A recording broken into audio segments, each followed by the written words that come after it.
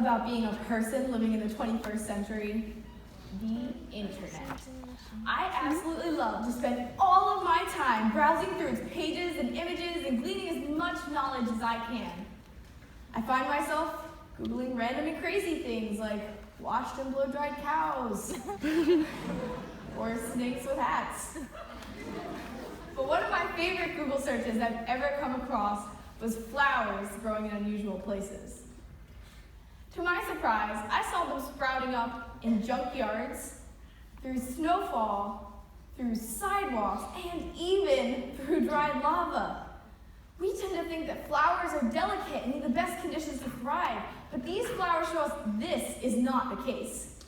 They take what is given to them and they make the best of it. In life, we may find ourselves feeling down and out because things might not go as planned. In life, we may find ourselves feeling down and out because things might not go as planned. Instead of appreciating what we do have, we tend to wish for something better. Instead, we should use our moments of struggle as a platform for growth and be resilient in the face of adversity, just like flowers growing in unusual places do. My FFA advisor said I always reminded her of a flower that peeks through a busy city sidewalk, and I honestly think that is the best metaphor anyone has ever used to describe me. After all, my life as a sidewalk flower has not been the easiest walk in the park. When I was 5 years old, my brother and I were placed into foster care with my grandmother.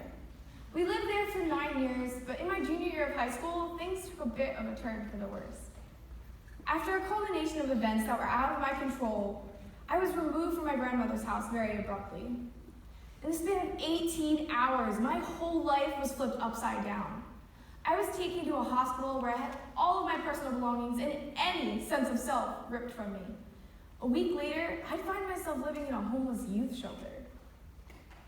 Rather than choosing to look for any light in the situation, I chose to pity myself. What on earth did I do to deserve this? I was nice to everyone, I had good grades, I respected the teachers and adults in my life.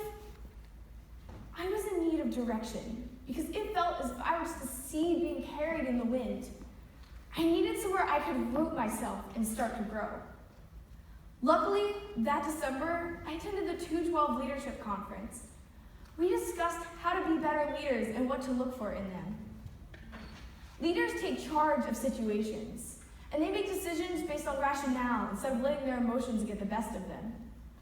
They are responsible for their actions, and they're accountable as they realize that others are looking up to them. I realized I had a bit of a problem on my hands.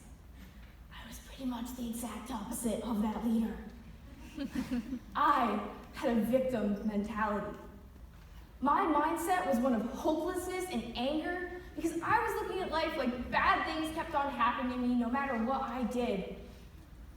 I felt that nothing was going to get better, so why bother? Why bother? It occurred to me that there was plenty of reasons to bother.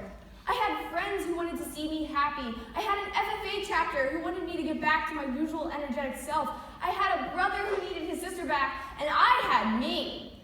I had my life that it was now time for me to take charge of. When I started to command my own world, I saw incredible change in the status of my life. My grades returned to the honor roll, my attitude was positive, and I started becoming more social and involved in school and in my community. Despite being in a pretty depressing situation, I made the best of it, and I took my perspective from that of the victim to that of the survivor. We are all capable of being survivors. It's a mindset that we actively have to seek out. Try to appreciate what we do have instead of focusing on what we don't have.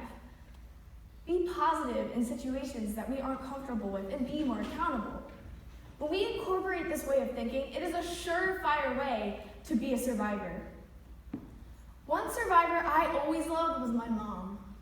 She was gorgeous and had such a fiery spirit. Not only that, but she was able to handle most curveballs life threw her way, and I tried to embody the same tenaciousness she did. Unfortunately, 4 months after I was removed from my grandmother's house, I found out my mom had passed away. At first, All I wanted to do was sit inside and mope about the house because it felt like I was being hit with one tragedy after another. But I couldn't help but remember what we'd learned in 212. I needed to own this moment.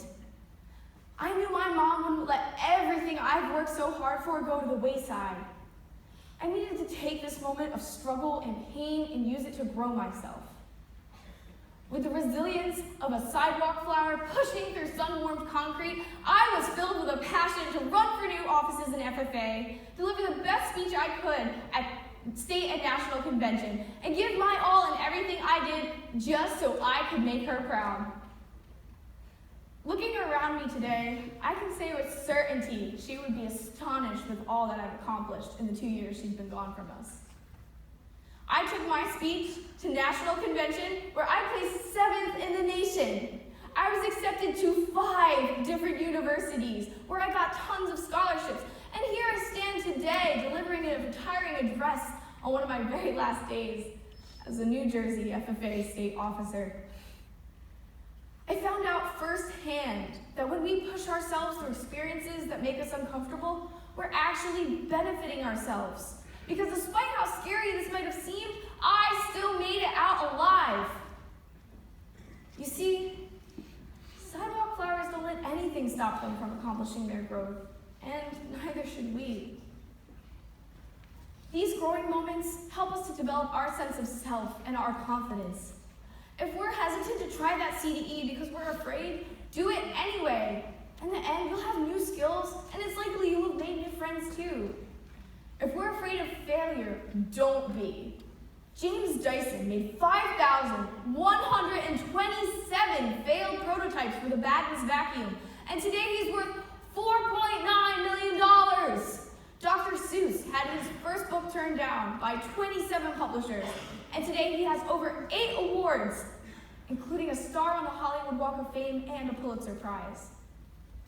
These bumps in the road had to hurt these individuals, but I bet if you asked any of them if they were happy with the outcome, they would say yes.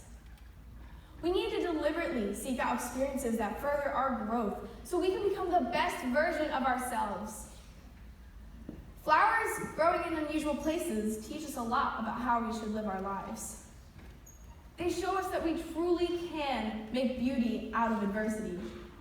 With a little hard work and persistence, we can overcome any trials we may face.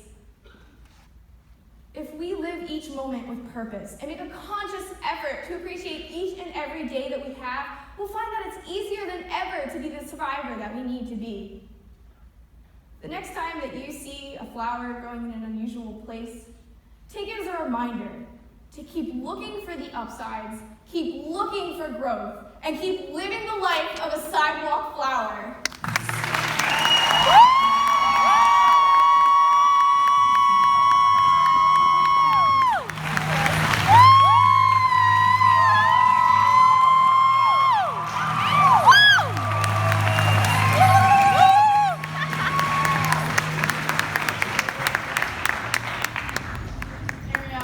We all can agree that we have truly enjoyed having you serve as a teammate of ours all throughout this year. No matter what situation we were in, where we were going, what you were doing, you were able to throw any kind of humor and quirky personality into what we were doing to make it extremely fun and interesting. Thank you for serving your year by making new connections with members all across our state, but also reminding our members right here and now to have the mentality of a survivor as a sidewalk flower. New Jersey FFA members, your 2017-2018 New Jersey State FFA Reporter, Ariel Norbeck.